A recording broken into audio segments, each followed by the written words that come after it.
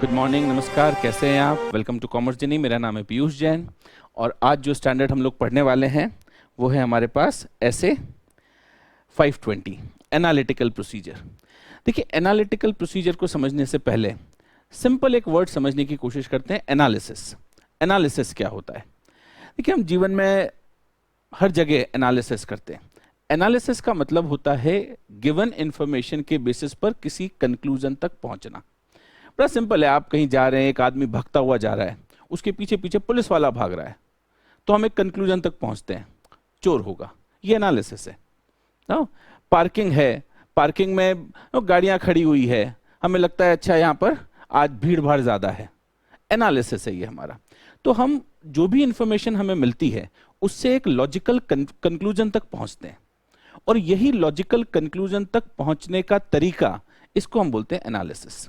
हर field में हम analysis करते हैं, वैसे ही ऑडिट में भी करते हैं। सर, ऑडिट में ऑडिटर एनालिसिस क्यों करता है? भाई देखो, उसको फाइनेंशियल स्टेटमेंट चेक करके उस पर अपनी राय देनी होती है। अब ये फाइनेंशियल स्टेटमेंट में जो इंफॉर्मेशन लिखी हुई है, क्या ये इंफॉर्मेशन सही है? इसको चेक करना उसका काम है।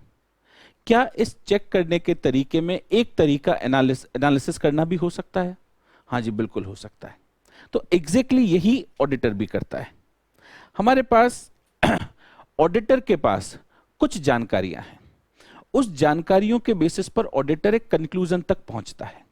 से फॉर एग्जांपल, मान लीजिए आप एक ऑडिट करने गए हैं और वहां पर आपने देखा स्टॉक 10 लाख रुपए लिखा हुआ है। फाइनेंशियल स्टेटमेंट में स्टॉक 10 लाख रुपए लिखा हुआ है। बताएं बेटा, ये स्टॉक 10 लाख रुपए सही है या नहीं है? सर पता नहीं, चेक करना पड़ेगा। हम जाकर स्टॉक की काउंटिंग करेंगे, हमें लगेगा कि ये 10 लाख रुपए का स्टॉक है, तो हम उसको सही एक हिंट मिलेगा कि हाँ सही हो सकता है। हम परचेज के बिल देखेंगे, हम सेल के बिल से क्रॉस वेरीफाई करेंगे, हम लोग स्टॉक रजिस्टर चेक करेंगे, उनका वैल्यूएशन देखेंगे, मार्केट वैल्यू देखेंगे, कई चीजें हम चेक करते हैं। इन सब चेकिंग से एक कंक्लूजन निकलता है। अब चेकिंग का एक तरीका और ये हो सकता है, हमने इस साल कुछ भी चेक नहीं किया, हमने पिछले साल के फाइनेंशियल स्टेटमेंट देखे और हमें लगा कि पिछले 3 साल से क्लोजिंग स्टॉक 10 लाख, 10 लाख और 10 लाख रुपए था। बताइए, अगर पिछले 3 साल से क्लोजिंग स्टॉक 10 लाख के आसपास था और इस बार भी 10 लाख रुपए क्लोजिंग स्टॉक है, तो आपको क्या लगता है, इस क्लोजिंग स्टॉक के 10 लाख रुपए होने के चांसेस ज्यादा हैं या आपको इसमें कुछ गड़बड़ नजर आ रही है? सर देखिए, हम फाइनली तो कुछ नहीं बोल सकते, लेकिन लग ऐसा रहा है, हिंट ऐसा मिल रहा है कि हमको 10 लाख रुपए इस साल क्लोजिंग स्टॉक हो सकता है। एग्जैक्टली यही एनालिसिस है। ऑडिटर यही काम करता है। आपने पढ़ा होगा, ऑडिट प्रोसीजर्स जो हैं वो 2 तरह के होते हैं, एक सब्सटेंटिव प्रोसीजर्स होते हैं, एक टेस्ट ऑफ कंप्लायंस प्रोसीजर या टेस्ट ऑफ कंट्रोल होता है। सब्सटेंटिव प्रोसीजर्स क्या होते हैं? आपने जब 330 में पढ़ा होगा कि सब्सटेंटिव प्रोसीजर्स हैं। सब्सटेंटिव प्रोसीजर्स का मतलब होता है चेकिंग करना। अब एक अपने ऑडिट की बात बताता हूं। जब मैं पहली बार ऑडिट करने गया था, तो पहले दिन नॉर्मली जूनियर जो आर्टिकल होता है उसको ऐसा काम मिलता है जो बिल्कुल क्लेरिकल काम होता है। तो हमें उन्होंने बोला कि भैया आप एक काम कीजिए, ये सेल्स के बिल हैं, उस समय थोड़े मैनुअल अकाउंट ज़्यादा हुआ करते थे, इट्स 20 ईयर्स बैक। तो ये सेल्स के बिल हैं और ये सेल्स बुक है, आप ज़रा चेक करिए कि सेल्स के बिल का अमाउंट सेल्स बुक में सही सही पोस्ट हुआ है कि नहीं हुआ है। सेल के बिल से उनको वेरीफाई करना था, बड़ा क्लरिकल काम था। एक फाइल हमारे पास सेल्स के बिल की थी और एक सेल्स बुक थी। हम टिक लगाना शुरू कर चुके थे कि अच्छा ये सेल्स का ये अमाउंट है, ये 5,000 रुपए ये है। बड़ा क्लरिकल सा काम था। अब घर गए तो हमसे पूछा, भाई आज क्या किया? भाई पहला दिन था, पहला दिन होता है तो नॉर्मली घर में भी क्यूरियोसिटी होती है, क्या किया आज? ऑडिट पे गया था, पहली बार ऑडिट पे गया था फाउंडेशन पास होकर। तो घर पे गए तो हमसे पूछा, भाई क्या किया? तुमने बताया भाई सेल के बिल में से अमाउंट चेक किया, सेल्स बुक में सही है या नहीं है। बड़ा क्लरिकल सा काम था, सबने मजे भी उड़ाए, मजाक भी उड़ाया। लेकिन जब हमने इंटर में ऐसे 520 पढ़ा, तो अब अगर हम यही काम करते तो क्या बोलते हैं? हम ये नहीं बोलते हमने अमाउंट चेक किए, हम ये बोलते हमने सब्सटेंटिव प्रोसीजर्स अप्लाई किए। ये चेकिंग सब्सटेंटिव प्रोसीजर है। किसी भी अकाउंट बैलेंस की किसी असर्शन की चेकिंग, असर्शन क्या थी? कंप्लीटनेस, कि हमारा डेटा एक्यूरेट है या नहीं है, कंप्लीट है या नहीं है। सेल्स का डेटा कंप्लीट है या नहीं है, इस बात की चेकिंग इसको हम सब्सटेंटिव प्रोसीजर्स बोलते हैं। तो अगर आज मुझसे कोई पूछता कि आपने पहले दिन अपनी ऑडिट में क्या किया था, तो मैं उसको बोलता we have performed substantive procedure to check a particular assertion related to a particular account. तो उसको लगता हाँ भाई कोई सीए वाला काम किया होगा, इसने किया वही था। तो सब्सटेंटिव प्रोसीजर्स क्या होता है कि हमारे लिए एक्यूरेसी की, कंप्लीटनेस की, वैल्यूएशन की, किसी एक असर्शन की चेकिंग, किसी भी अकाउंट बैलेंस की किसी असर्शन की चेकिंग करना, उसको हम लोग बोलते हैं सब्सटेंटिव प्रोसीजर। अब ये सब्सटेंटिव प्रोसीजर दो तरीके से परफॉर्म होते हैं। एक होता है टेस्ट ऑफ डिटेल, जो मैंने किया था कि डिटेल चेक करना, और दूसरा होता है सब्सटेंटिव एनालिटिकल प्रोसीजर्स, जहां पर इंटरनल कंट्रोल सिस्टम स्ट्रांग होता है ना, वहां पर सेल्स कैसे चेक करते हैं। जैसे मान लीजिए सेल्स की बात करें, सेल्स कैसे चेक करते हैं। अब सेल्स चेक करने के दो तरीके समझने की कोशिश करना, दोनों सब्सटेंटिव प्रोसीजर्स हैं। एक मैं सेल्स के बिल लेकर उसका टोटल लगा रहा हूं ताकि टोटल सेल्स मुझे पता चल सके, टेस्ट ऑफ डिटेल है। एक मैंने छोड़ा जी इतना काम नहीं करना है, इंटरनल कंट्रोल इनका अच्छा है, बिल वगैरह सही बनते हैं, चेक से पेमेंट होता है, गड़बड़े मिलनी नहीं है। तो एक सिंपल एनालिसिस करके देख लेते हैं। तो एनालिसिस क्या किया मैंने पिछले सालों की सेल्स देखी, मैंने देखा हर साल 10% सेल ग्रो कर रही है। अब उस हिसाब से इस साल की सेल जितनी होनी चाहिए थी पिछले साल के डेटा के मुकाबले, मान लीजिए पिछले साल 50 लाख की सेल थी, तो इस साल मेरी उम्मीद थी 55 लाख की सेल होनी चाहिए। देखा तो 55 लाख की सेल लिखी हुई थी। बताइए इस पुराने ट्रेंड के एनालिसिस के बेसिस पर इस साल की सेल ठीक लग रही है कि नहीं लग रही है? एग्जैक्टली अगर आपको ये ठीक लग रही है तो ये एनालिटिकल प्रोसीजर है। तो हम लोग जब सब्सटेंटिव प्रोसीजर अप्लाई करते हैं तो उसमें टेस्ट ऑफ डिटेल भी हो सकता है, यानी सेल्स के बिल चेक करना, और सब्सटेंटिव एनालिटिकल प्रोसीजर भी हो सकता है, यानी एनालिसिस करना। तो ऑडिटर अपनी सुविधा के हिसाब से, अपनी जजमेंट के हिसाब से, सिचुएशंस के हिसाब से, इंटरनल कंट्रोल के हिसाब से यह तय करता है कि उसको एनालिटिकल प्रोसीजर अप्लाई करने हैं या नहीं करने हैं। हो सकता है ऑडिटर केवल टेस्ट ऑफ डिटेल अप्लाई करे, यानी बिल से चेक करे, वो एनालिसिस ना करे। हो सकता है ऑडिटर केवल एनालिटिकल प्रोसीजर अप्लाई करे, वो टेस्ट ऑफ डिटेल ना करे। और हो सकता है वो दोनों का एक कॉम्बिनेशन अप्लाई करे। जहां पर अमाउंट छोटा होता है, जहां पर प्रिडिक्टेबिलिटी अच्छी होती है, इंटरनल कंट्रोल सिस्टम स्ट्रांग होता है, हम एनालिटिकल प्रोसीजर से काम चला लेते हैं। से फॉर एग्जांपल आप किसी ऑडिट में गए, वहां पर इनकम साइड में आपने देखा कि रद्दी बेचने से 800 रुपए मिले हैं साल भर में। बताएं बेटा, रद्दी के बिल ऑडिटर चेक करने बैठेगा क्या? नहीं सर, ये एक छोटा अमाउंट है, इसमें अगर छोटी मोटी गलती हो भी जाए तो हम उसको इग्नोर कर देंगे। तो हम लोग क्या करते हैं ऐसे केस में? सिंपल एनालिटिकल प्रोसीजर अप्लाई करते हैं। अच्छा, इन्होंने न्यूज़पेपर मंगवा रहे हैं, एक दो मैगजीन्स आती हैं, उसकी रद्दी बेचते ही होंगे। रद्दी वाला क्या देता है? 10, 12, 15 रुपए किलो रद्दी ले जाता है। ओवरऑल मिलाकर साल भर में 800 रुपए मिल जाएंगे। हाँ, तो ये एक एनालिसिस हमने किया और 800 रुपए को हमने सही कर दिया। चलो जी, ये सही है, काम खत्म, आगे बढ़ो, इंपॉर्टेंट चीजों पर ध्यान दो। तो हमने क्या किया? हमने टेस्ट ऑफ डिटेल अप्लाई नहीं किया, हमने यहां पर सब्सटेंटिव एनालिटिकल प्रोसीजर अप्लाई किया है। तो ऑडिटर अपने जजमेंट के हिसाब से अकाउंट्स की चेकिंग के वक्त कौन सा प्रोसीजर अप्लाई करेगा, ये उसको देखना पड़ता है। आई होप आपको ये बेसिक टर्म समझ में आई होगी। तो हम आगे बढ़ते हैं अब और एक्चुअल डेफिनेशन पढ़ना शुरू करते हैं एनालिटिकल प्रोसीजर की। देखिए, एनालिटिकल प्रोसीजर क्या है? मैंने आपको बोला कि मैंने पिछले साल स्टॉक का डेटा देखा और उस डेटा के बेसिस पर इस साल का जो डेटा है, इस साल का जो स्टॉक है, उसको कंपेयर करके चेक किया। ये एनालिसिस है। तो एनालिसिस बेसिकली ऐसे ही होता है। हमारे पास एनालिसिस होता है, हम एक रिलेशनशिप, एक प्लॉसिबल यानी पॉसिबल, एक जेन्युइन, एक रीजनेबल रिलेशनशिप निकालते हैं। से फॉर एग्जांपल, बिल्डिंग है, कमर्शियल बिल्डिंग में डिप्रिसिएशन का रेट होता है 10%। आप भी जानते हैं, मैं भी जानता हूं, आपने इनकम टैक्स पढ़ी हुई है। हम ऑडिट करने गए, बैलेंस शीट में देखा एक बिल्डिंग लिखी हुई है 20 लाख रुपए की। मन में क्या आएगा? अच्छा, बैलेंस शीट में बिल्डिंग लिखी हुई है तो देखो P&L अकाउंट, वहां पर डिप्रिसिएशन लिखा हुआ होगा। होगा नहीं होगा? बिल्कुल होगा, क्योंकि हमें कुछ इंफॉर्मेशन पता है जिसके बेसिस पर हम ये पता लगा सकते हैं या ये एक एक्सपेक्टेशन ले सकते हैं कि अगर बैलेंस शीट में बिल्डिंग लिखी हुई है तो P&L अकाउंट में डेप्रिसिएशन होगा, क्योंकि बिल्डिंग का यानी असेट का और डेप्रिसिएशन का एक पॉसिबल एक रीजनेबल रिलेशनशिप होता है। ये जो एक रीजनेबल रिलेशनशिप होता है, इसी की स्टडी को हम लोग बोलते हैं एनालिटिकल प्रोसीजर्स। तो एनालिटिकल प्रोसीजर को अगर एक वर्ड में समझना हो तो क्या है? एनालिटिकल प्रोसीजर अगर ऑडिट के रेफरेंस में देखा जाए तो एनालिटिकल प्रोसीजर्स हैं evaluation of financial information through analysis of plausible relationship. एक पॉसिबल, एक रीजनेबल रिलेशनशिप हम तय करते हैं।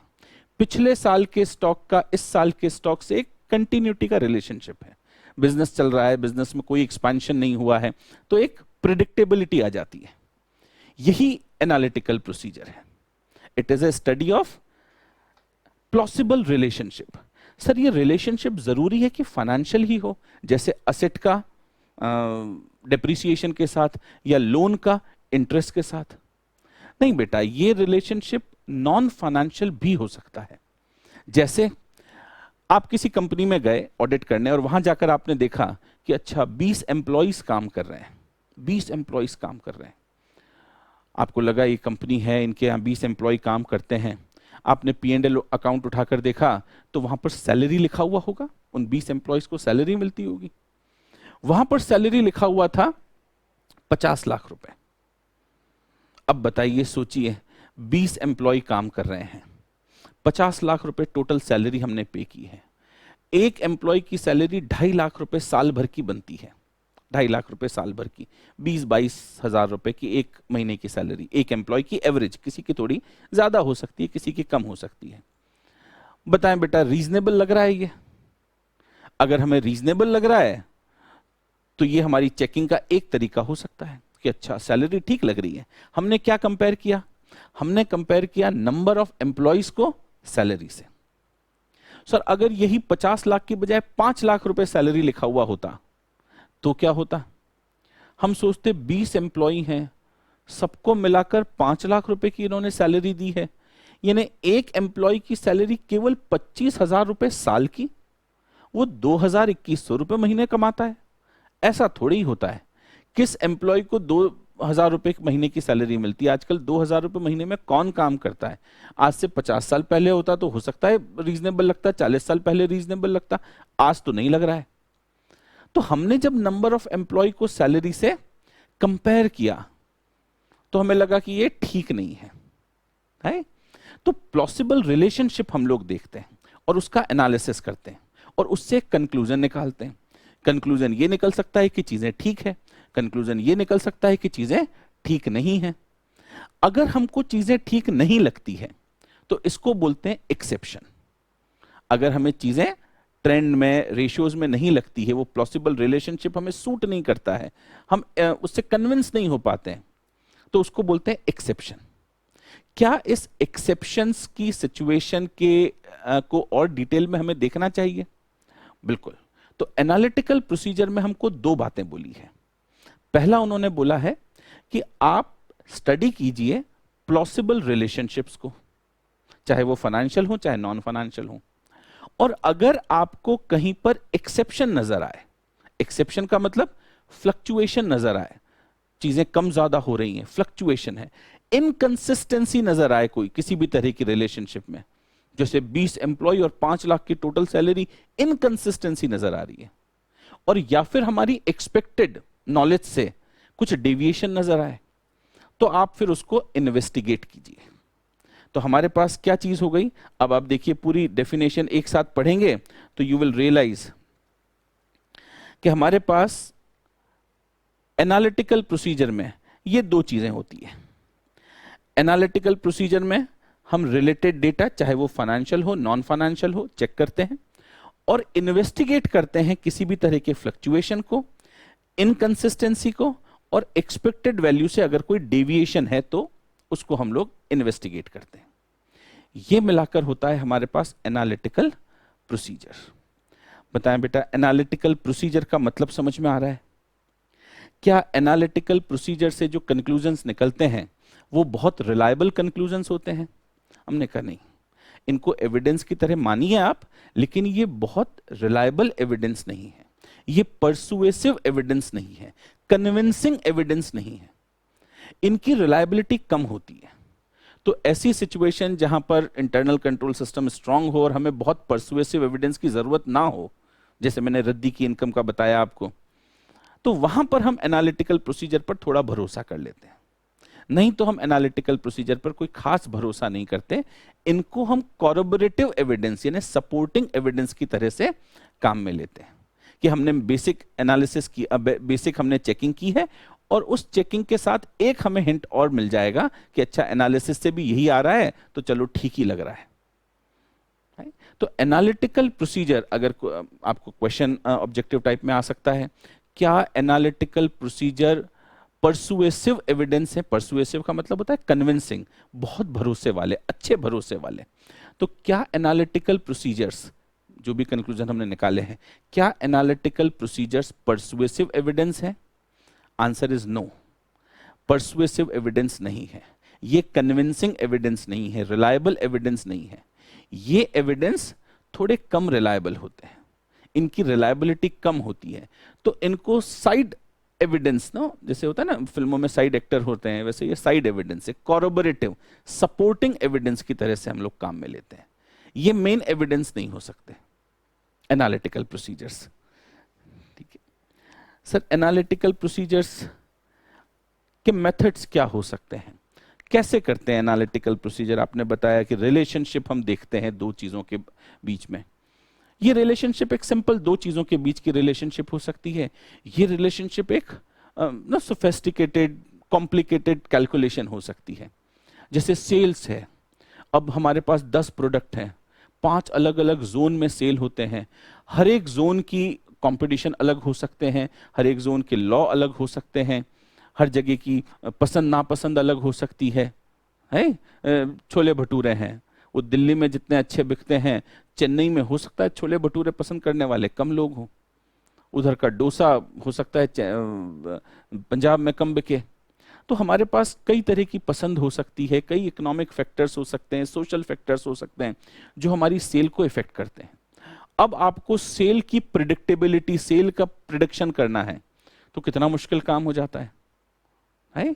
तो हमारे पास एक सिंपल ओवरऑल अमाउंट से एनालिसिस करना और उसको डिसएग्रीगेट करके, उसको टुकड़ों में बांटकर, हर एक में कई फैक्टर्स अप्लाई करके फिर उसको एनालिसिस करना, ये एक सिंपल काम से लेकर मुश्किल काम तक हो सकता है। तो एनालिटिकल प्रोसीजर हमेशा सिंपल हो जरूरी नहीं है। अब कैसे कैसे एनालिसिस हो सकता है, देखिए बड़े सिंपल से हमारे पास यहाँ पर सिस्टम है। जैसे इंटर फर्म कंपैरिजन, ये एक बहुत अच्छा तरीका है। मान लीजिए आप किसी कंपनी की ऑडिट करने गए, ये स्टील मैन्युफैक्चरिंग कंपनी है और यहां आपने देखा कि रॉ मटेरियल में से 1% का लॉस हो जाता है। अब अगर 1% का लॉस हो रहा है, 1% का लॉस हो रहा है, तो आपको कैसे पता चलेगा कि 1% का ये लॉस जो है ये रीजनेबल है? कहीं ऐसा तो नहीं है लॉस आधा % का ही होता हो और आधा % इन्होंने चोरी कर लिया हो? अब ये कैसे पता लगाएं? तो हम अगर स्टील मैन्युफैक्चरिंग कंपनी की ऑडिट कर रहे हैं तो हम दूसरी स्टील मैन्युफैक्चरिंग कंपनीज का डेटा पता लगाने की कोशिश करते हैं और यही एक्सपीरियंस ऑफ ऑडिटर होता है। ऑडिटर, एक्सपीरियंस्ड ऑडिटर क्या होता है? जो ये जानकारी रखता हो। आपको मुझे ये जानकारी नहीं है कि स्टील कंपनीज में लॉस का परसेंटेज क्या होता है, तो हम अच्छे ऑडिटर नहीं बन सकते। धीरे धीरे करके कई सालों काम करके हमें ये जानकारियां इकट्ठी होती है।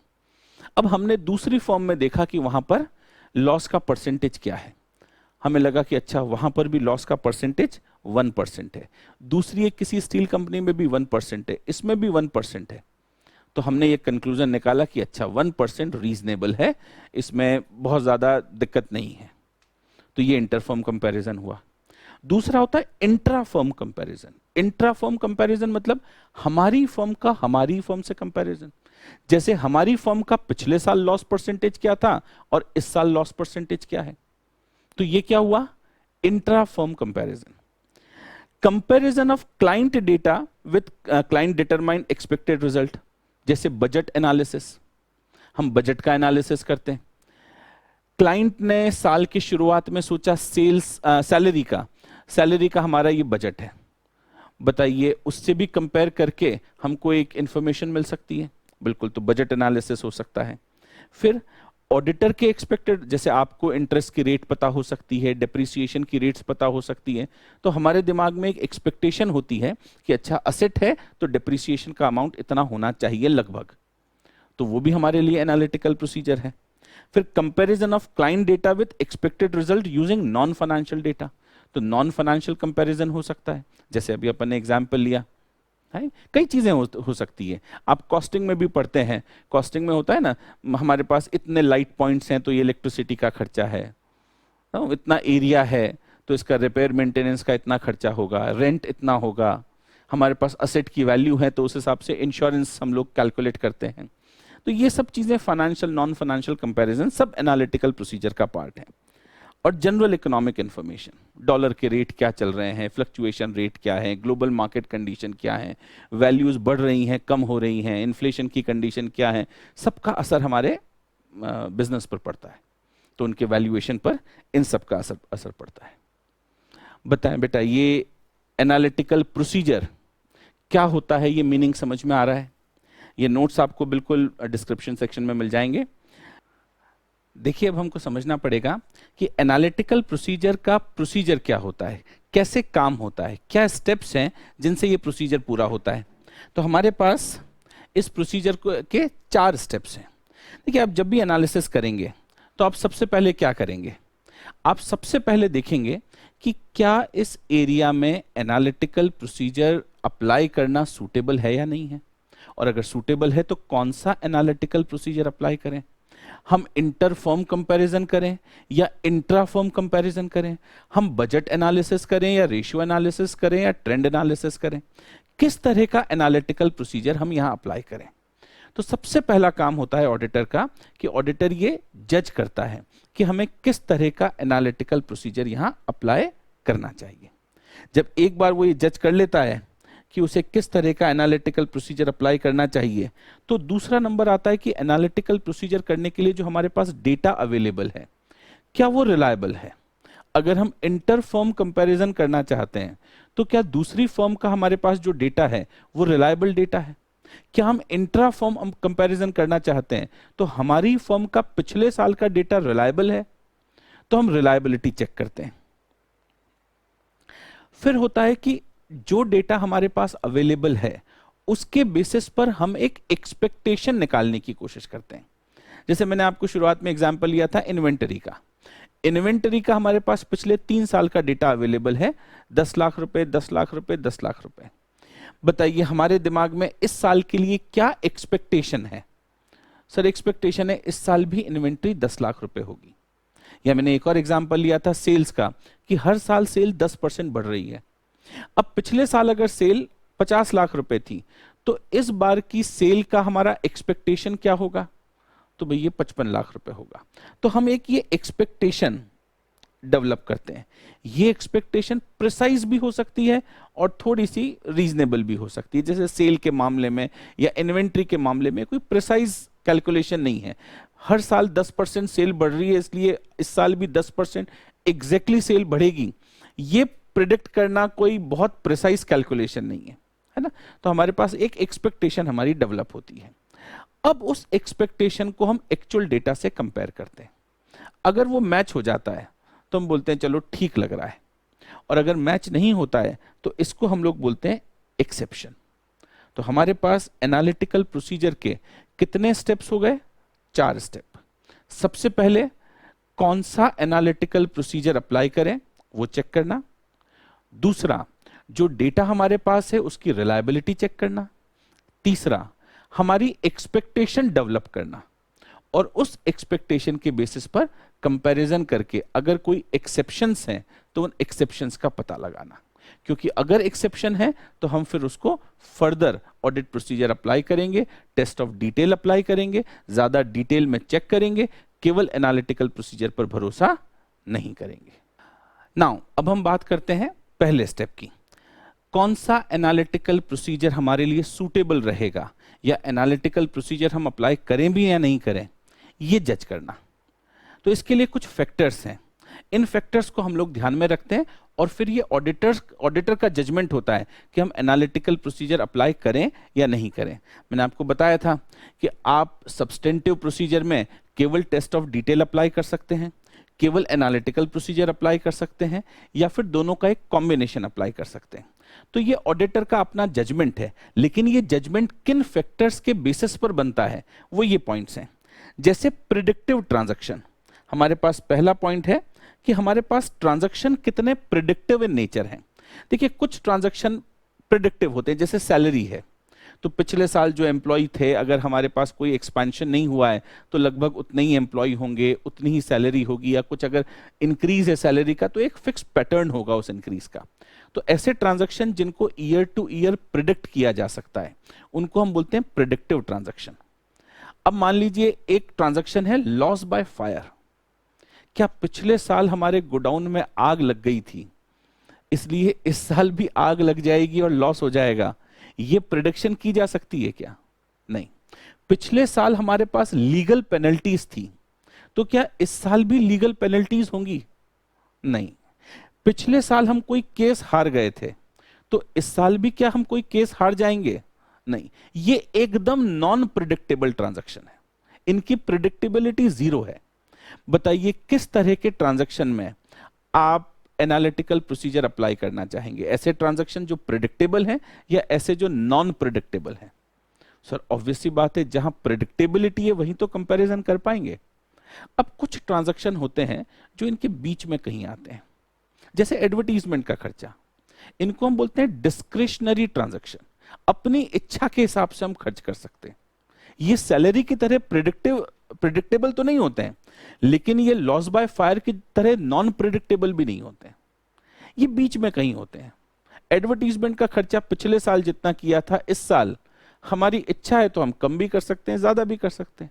डोनेशन, पिछले साल जितने डोनेशन दिए थे, इस साल डोनेशन कम या ज्यादा हो सकते हैं। ये डिस्क्रिशनरी खर्चे होते हैं। तो हमारे लिए एनालिटिकल प्रोसीजर सूटेबल हैं जहां पर ट्रांजैक्शन प्रिडिक्टेबल है ओवर द ईयर्स।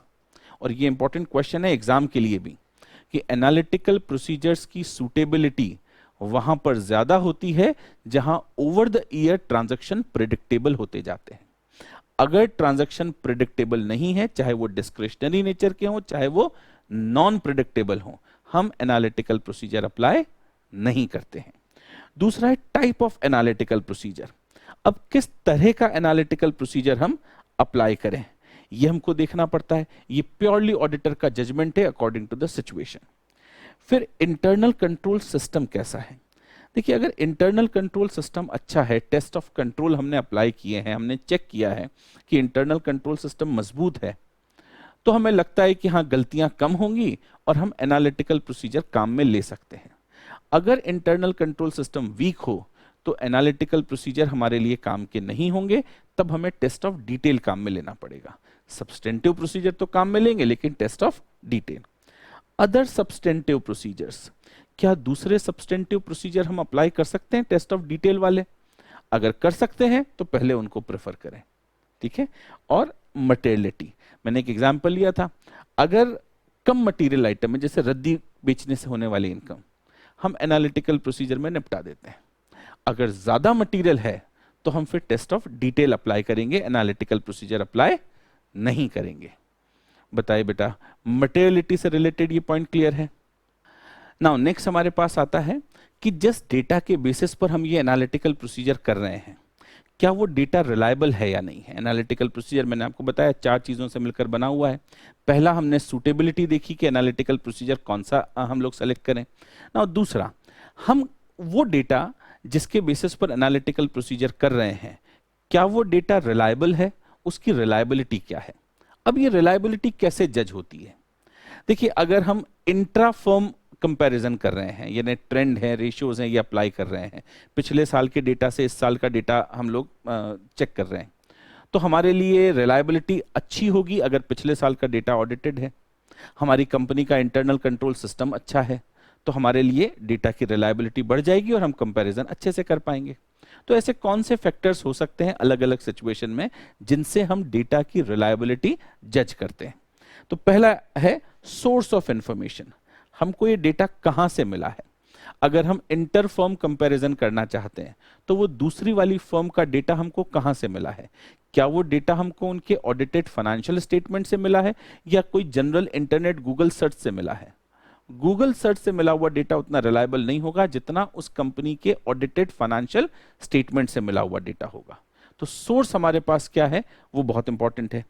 फिर इंटरनल कंट्रोल, ऑब्वियसली बात है, अगर हमारी कंपनी का डेटा हम काम में ले रहे हैं तो इंटरनल कंट्रोल बड़ा मायने रखता है। इंटरनल कंट्रोल स्ट्रांग होगा तो डेटा रिलायबल होगा। कंपेरेबिलिटी, अब हमारे पास जो अवेलेबल डेटा है क्या वो कंपेरेबल है।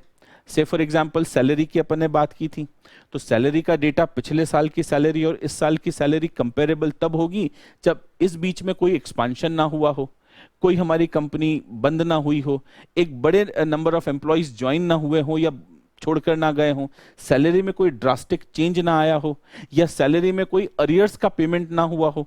अगर ये सारे फैक्टर्स जो सैलरी को बदल देते हैं वो नहीं है तो हमारी कंपेरेबिलिटी आसान होती है, नहीं तो डेटा कंपेरेबल नहीं बचेगा। ठीक है ना। फिर रेलेवेंस ऑफ डेटा, क्या हमारा डेटा रेलेवेंट है हमारे ऑडिट के पर्पस से। हम लोग अगर सेल्स को परचेज से कंपेयर करेंगे तो हो सकता है कि हमारा कंपैरिजन सही ना हो क्योंकि वो रिलेवेंट नहीं है। परचेज ज्यादा होने पर क्लोजिंग स्टॉक हो सकता है, सामान महंगा हो सकता है, परचेज प्राइस बढ़ सकती है। जरूरी नहीं है परचेज प्राइस बढ़ने पर हम सेल प्राइस भी बढ़ाएं। तो हमारे पास सेल्स और परचेज में कोई प्लॉजिबल रिलेशनशिप नहीं होता है। हमारे पास ये रीजनेबलनेस नहीं होती है कि जितना सामान हमने सेल किया है उसी के प्रपोर्शन में सामान सेल होगा। तो हम परचेज और सेल को डायरेक्ट कंपेयर नहीं करते, है ना। तो हमारे पास रिलेवेंस होना चाहिए डेटा का। और एक है result of other audit procedure, हमने बाकी जो ऑडिट प्रोसीजर अप्लाई किए हैं उनके नतीजे क्या निकले हैं। अगर उनके नतीजे हैं कि हमारा डेटा सही है तो फिर हम उसको कंपैरिजन के लिए भी काम में लेना चाहते हैं। ये दूसरा पॉइंट था। नाउ अब तीसरी बात आती है कि हमारे पास जो डेटा हमने देखा रिलायबल है, हम कंपैरिजन करना चाहते हैं तो उससे एक एक्सपेक्टेशन डेवलप करना। अब ये एक्सपेक्टेशन कितनी प्रिसाइज है। देखिए मैंने जब बात की थी पहले कि जहां पर डेटा प्रिडिक्टेबल होता है वहां पर एक्सपेक्टेशन प्रिसाइज होती है। जहां एक्सपेक्टेशन प्रिसाइज होगी वहां पर कंपैरिजन के रिजल्ट ज्यादा अच्छे निकलेंगे। से फॉर एग्जांपल आपने बैलेंस शीट में देखा 10 लाख रुपए का लोन है, बताएं क्या आपके दिमाग में ये बात आई है कि P&L अकाउंट में इंटरेस्ट लिखा हुआ होगा। बिल्कुल, लेकिन इंटरेस्ट कितना होगा। अब आप मार्केट में पता करें तो हम जब लोन लेने जाएंगे तो अलग अलग सोर्सेज से हमको अलग अलग रेट ऑफ इंटरेस्ट मिलता है। अगर हमने 10 लाख का लोन किसी बैंक से लिया है तो हमें रेट ऑफ इंटरेस्ट 10%, 11%, 12%, 16%, 17% तक देनी पड़ सकती है। अब बताइए क्या आप इंटरेस्ट का अमाउंट कितना होगा अगर लोन 10 लाख का है, इसको प्रिसाइजली प्रिडिक्ट कर सकते हैं क्या। नहीं सर, प्रिसाइजली तो प्रिडिक्ट नहीं कर सकते। तो जब हम प्रिसाइजली प्रिडिक्ट नहीं कर सकते तो उसमें छोटी मोटी गलतियां निकालना मुश्किल हो जाएगा। मान लीजिए इंटरेस्ट का खर्चा, लोन का इंटरेस्ट 12% है किसी कंपनी के लिए, इंटरेस्ट का खर्चा 1,20,000 होगा। मैंने कुछ गलत खर्चे लिख के उसको 1,30,000 खर्चा इंटरेस्ट का बता रखा है जबकि एक्चुअल में इंटरेस्ट इतना नहीं दिया है। बताइए एनालिटिकल प्रोसीजर से 1,20,000 और 1,30,000, 10 लाख रुपए का लोन है, 1,20,000 और 1,30,000 के इंटरेस्ट में जो डिफरेंस है उस डिफरेंस में आपको कोई गड़बड़ नजर आएगी क्या। नहीं सर, क्योंकि 13% भी रीजनेबल लगेगा, 12% भी रीजनेबल लगेगा। तो जहां पर प्रेडिक्शंस प्रिसाइज नहीं होते हैं वहां पर एनालिटिकल प्रोसीजर्स हमें धोखा दे सकते हैं, इसलिए वहां एनालिटिकल प्रोसीजर हम काम में कम लेते हैं। तो एक्सपेक्टेशन का प्रिसाइज होना बड़ा जरूरी है। क्या फैक्टर हैं जो ये प्रिसाइजनेस को हमारे पास डिफाइन करेंगे। तो पहला है एक्यूरेसी ऑफ एक्सपेक्टेड रिजल्ट। बताएं बेटा, अपन ने बात की थी सैलरीज ज्यादा प्रिडिक्टेबल होती हैं, रेंट के खर्चे ज्यादा प्रिडिक्टेबल होते हैं, लेकिन एडवर्टीजमेंट के खर्चे, डोनेशन के खर्चे, रिसर्च के खर्चे ये डिस्क्रिशनरी होते हैं, ये कम प्रिडिक्टेबल होते हैं। थोड़े बहुत होते हैं लेकिन कम होते हैं। और दूसरी तरफ loss by fire, penalty, legal penalties, ये तो नॉन प्रिडिक्टेबल है। तो जहां पर प्रिडिक्टेबिलिटी अच्छी होती है वहां एक्सपेक्टेशन प्रिसाइज होती है। तो ये प्रिसाइज एक्सपेक्टेशन हमारी हमको मिलती है उन अकाउंट्स में जहां पर प्रिडिक्टेबिलिटी अच्छी है, वहां पर हम एनालिटिकल प्रोसीजर ज्यादा अप्लाई करेंगे, बजाय वहां पर जहां पर डिस्क्रिशनरी खर्चे हैं या नॉन प्रिडिक्टेबल खर्चे हैं। दूसरा लिखा है और एक बहुत इंपॉर्टेंट वर्ड है, डिसएग्रीगेशन। डिसएग्रीगेशन का मतलब होता है कि डेटा को कितने हिस्सों में बांटा जा सकता है। एग्रीगेट करना यानी इकट्ठा करना, डिसएग्रीगेशन मतलब उसको कई हिस्सों में बांट देना। तो डिसएग्रीगेशन जहां पर पॉसिबल है वहां पर हमारे लिए एनालिटिकल प्रोसीजर आसान हो जाते हैं। जैसे मैंने शुरू में एग्जांपल लिया था, सेल्स का प्रेडिक्शन लगाना है आपको। बताएं बेटा, सेल्स, अलग अलग प्रोडक्ट की सेल, अलग अलग जोन में सेल, अलग अलग डिस्काउंट पॉलिसी, अगर हमारे पास सब डेटा क्लियरली अवेलेबल है तो सेल का प्रेडिक्शन लगाना लेंदी प्रोसेस होगा, लेकिन प्रेडिक्शन प्रिसाइज होगा कि नहीं होगा। तो जहां पर डिसएग्रीगेशन होता है वहां पर प्रेडिक्शंस प्रिसाइज हो जाते हैं, वहां पर पिन पॉइंटेड हम लोग प्रेडिक्शंस कर पाते हैं। और तीसरा है availability of financial and related non financial information. हमारे पास नंबर ऑफ एम्प्लॉयज की क्लियर कट हमारे पास इंफॉर्मेशन हो ना, तो यहां पर डेटा की प्रेडिक्टेबिलिटी अच्छी हो जाती है। तो अगर हमारे पास पूरी इंफॉर्मेशन अवेलेबल होती है, हम प्रिसाइज एक्सपेक्टेशन पता लगा सकते हैं। तो एनालिटिकल प्रोसीजर के कितने हिस्से हो गए? अब 3 हिस्से कंप्लीट हो गए, चौथा बचा है। पहला, सबसे सूटेबल कौन सा एनालिटिकल प्रोसीजर है उसका सिलेक्शन करें। जिस डेटा से हम एनालिटिकल प्रोसीजर कर रहे हैं उसकी रिलायबिलिटी चेक करें। अब कंपैरिजन करके एक एक्सपेक्टेशन डेवलप करें। और चौथा हिस्सा होता है, इस एक्सपेक्टेशन को कंपेयर करके अगर कोई एक्सेप्शन हमको मिल रहा है, अगर कोई फ्लक्चुएशन, कोई इनकंसिस्टेंसी, कोई डेविएशन मिल रहा है, तो उसको फर्दर एनालाइज करें, मैनेजमेंट से बात करें, डिटेल रिकॉर्ड्स देखें, नए बिल देखें, फर्दर ऑडिट प्रोसीजर अप्लाई करें। तो हमारा आखिरी हिस्सा होता है investigating results of analytical procedures. अगर एक्सेप्शंस हैं तो हमारे पास ये फर्दर प्रोसीजर्स अप्लाई करने होते हैं। तो अब अगर नटशेल में इस पूरे चैप्टर को समझें तो हमारे पास शुरुआत होती है एनालिटिकल प्रोसीजर क्या है। तो उसमें आती है 2 चीजें। एक, हम लोग स्टडी करते हैं किसकी? प्लॉसिबल रिलेशनशिप की।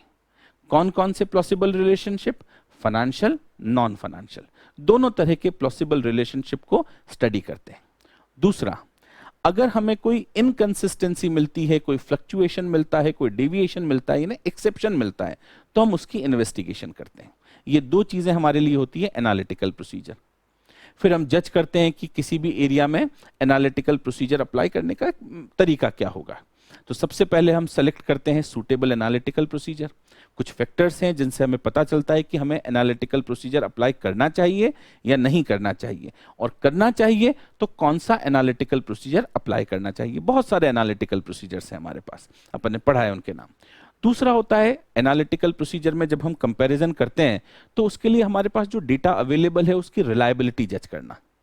पहला, सुटेबिलिटी ऑफ एनालिटिकल प्रोसीजर। दूसरा, रिलायबिलिटी ऑफ अवेलेबल डेटा।